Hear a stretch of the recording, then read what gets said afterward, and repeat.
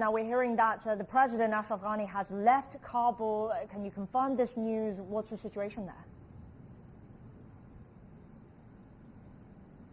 Hello and good evening. There is no president in Afghanistan at the moment.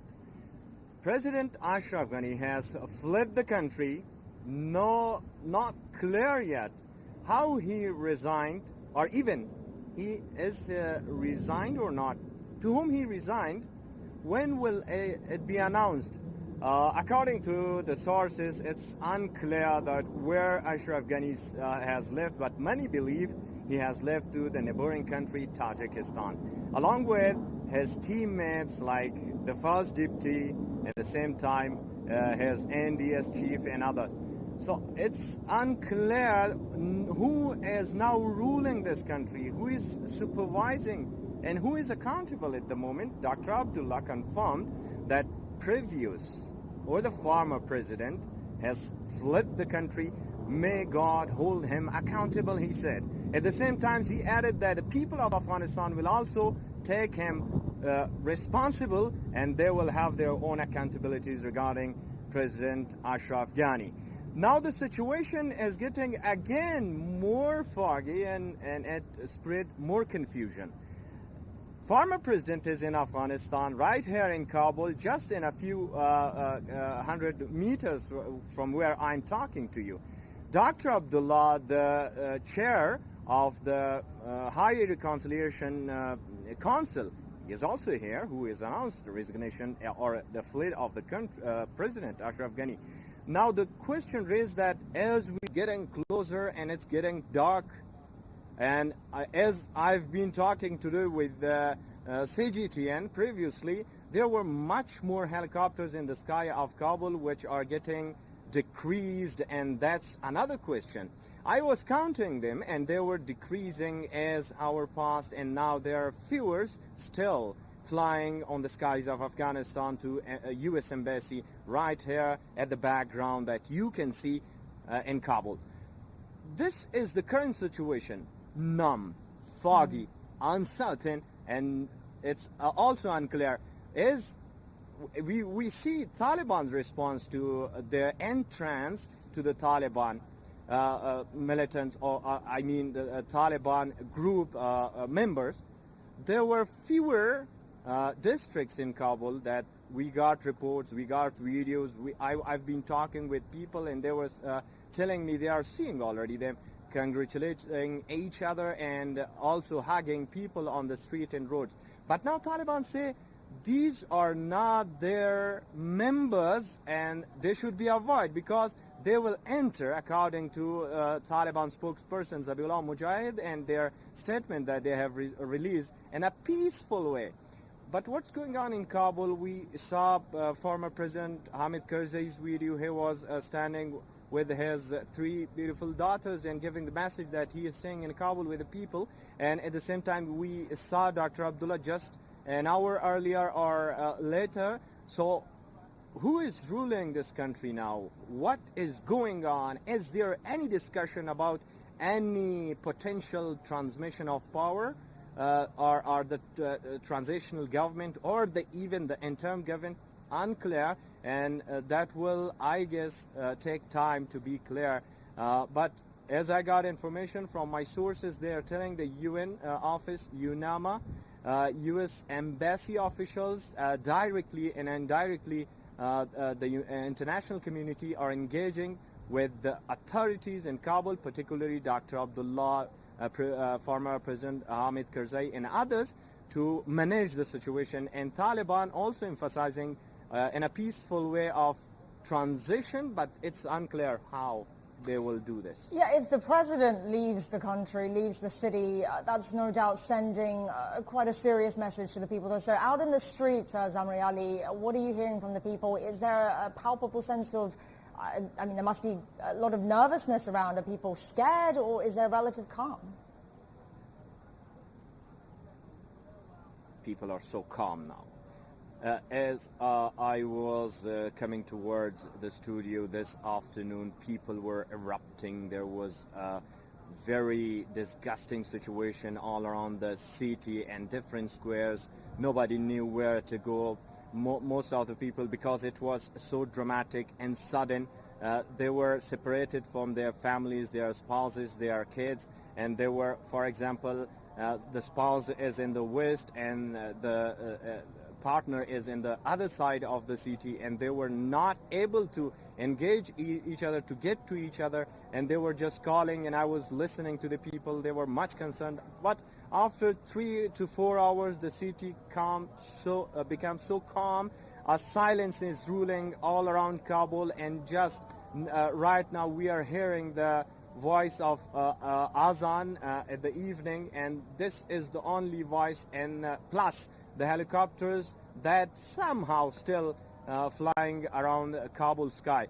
But people are, of course, they are concerned, they are frustrated, and they are now spending their name in an uncertain situation, and they are concerned about the future. These are the main concerns and way of thinking that people in Kabul are suffering now.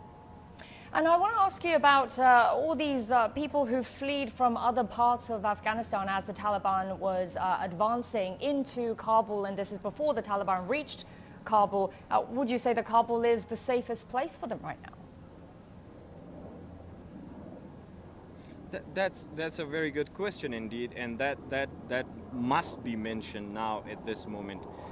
Those families who fled to Kabul just a week or two ago, and they were settled right here in Kabul in different parks and other locations, and they had a very bad situation, no humanitarian aid, nothing from the government side, the government of Ashraf Ghani, and there was no innovation to take care of those poor families who have fled from provinces. Now the scenario is changing. Some of those families who were fled to Kabul now are getting calls and contacts from the provinces they were living, and the people are telling, and relatives are telling them, you can come back. The province is much more secure. So some of the families are trying to flee back to their own, to go back to their own shelters.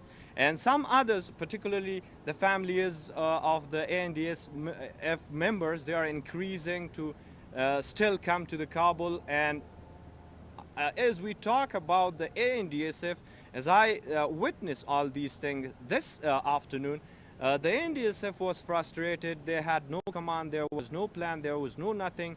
And police and from the army side, I saw many soldiers who were trying to just remove their clothes to show very normal and common people, because they were afraid of what may come next. Another strange thing that I witnessed is, like, they were running away, and I was coming from a long way, and I saw no Taliban at that moment at noon in Kabul, but they were running away. Why were they running? This is still a question for me, as Taliban announcing now there is no member of Taliban inside the city, so nobody should be left to do anything to spoil the situation or to loot people or just misuse anything. These are main questions, but yes, now it's a moment to take President Ashraf Ghani accountable. According to most of the people in Kabul and all around the country, the expert and analysts, they say how kind of president he was. He left the country in such a bad and worse situation, and he must be taken responsible. That's what going on, and of course people have no clear vision. Either they should go to their own shelters in provinces back, or they should flee to Kabul. Kabul is now surrounded by the Taliban. Taliban telling they will enter Kabul in a peaceful way. There is no seemable dialogue or discussion about this. We got no report, almost no report about this, that they are engaging somehow in this. But the fate, if the fate is decided about the leadership of Afghanistan from Doha or somewhere else, these are still the questions. But I think there are much more discussions in different corners inside Afghanistan and capital, and also all around the country, particularly in Doha. What's your reading of the situation? Do you think that this future government of Afghanistan, will it be a purely Taliban-dominated government, or would there be some kind of power sharing?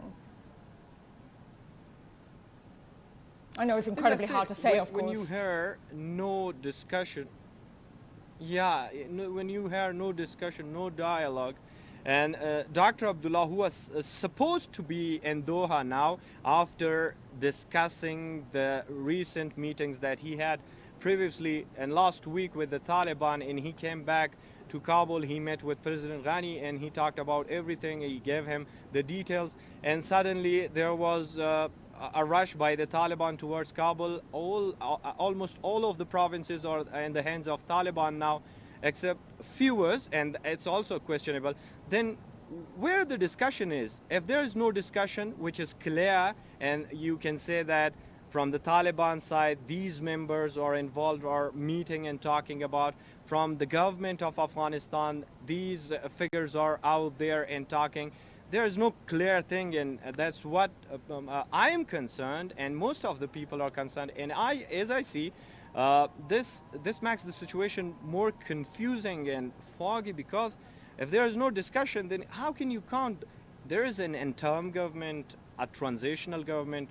How will the Taliban enter Kabul? How would be the leadership of Afghanistan in just upcoming days and even hours? Because there is no certain and clear command of the ANDSF, because the president has left. He is, the chief of all the forces in Afghanistan, and he was commanding all these. He gave a short message just hours before, and now we get the confirmation from Dr. Abdullah that he has fled the country without telling anything. This is a situation really frustrating people in Afghanistan, especially in Kabul. Now, I do also want to ask you, the Taliban, in the decades since they were driven from power in Afghanistan, have they changed in their political and social, the way they govern, their political and social tenets? Have there been any changes within the Taliban? Well, as we see and we hear, and I've been to Doha in 2018 till the beginning of 2019. I was talking with the Taliban political office members out there, and they were stressing to make sure that they will have different approach.